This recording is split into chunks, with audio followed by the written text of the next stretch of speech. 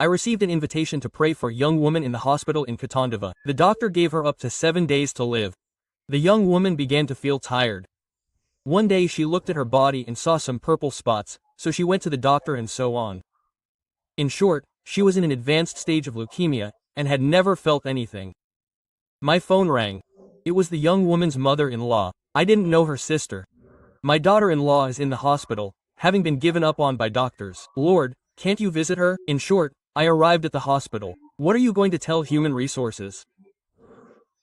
She is in the best hospital in Katandava, being treated by the best team in Katandava, because the hospital director is monitoring the case and the director calls the family and says, look, she has up to 7 days to live. What are you going to tell them there? If it is not for the guidance of the Spirit, what words are you going to have to give to a girl who is the mother of a 12-year-old boy, the wife of a young man, and would you want to speak of an emotion to play with the person's feelings in a deceptive way? No, so you have to be guided by the Spirit. When I entered that girl's room, the Spirit of God spoke to me. Tell her that I have arrived here, I am changing the sentence of her life. A death sentence, I am transforming it into life. I confess that I trembled. No one here has blue blood, right? But the following kept running through my mind.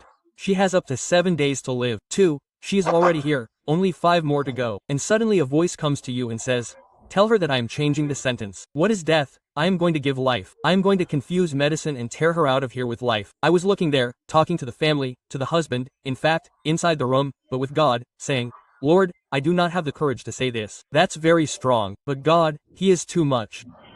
God creates paths to put you where He wants you, and before you know it, you're already there. So, in fact, God gave me another word. God told me to be careful with her thoughts, that her thoughts have been taking away the peace of her soul. I said, no, sir, that's easy, I can't say it. Mandis says to tell you to be careful with your thoughts. There are thoughts of yours that are taking away your peace. She started to cry. Then grace took over. God said, tell her that she's worried about her hair falling out with the treatment. I said, ma'am, you're worried about the treatment you're going to have to do, which will affect your health. Hair falling out. God was giving. When God gave me this word, she took off her mask, threw it on the floor and screamed, started to cry. I felt grace. I don't know if the grace came from the bottom up or from the top down. I only know that when it connected with my heart, I said, God is telling me to say something. I'm closing your grave, adding years to your life and confusing medicine. I picked her up, put my hand on her head, and we prayed. It was a Saturday night. On Monday, at 4 p.m., she was discharged. Her husband called rejoicing. Pastor, I want to tell you that what you said happened. My wife is going home and the hospital doesn't know why they did an exam on her on Friday. She had leukemia, in an advanced stage and only had 7 days to live.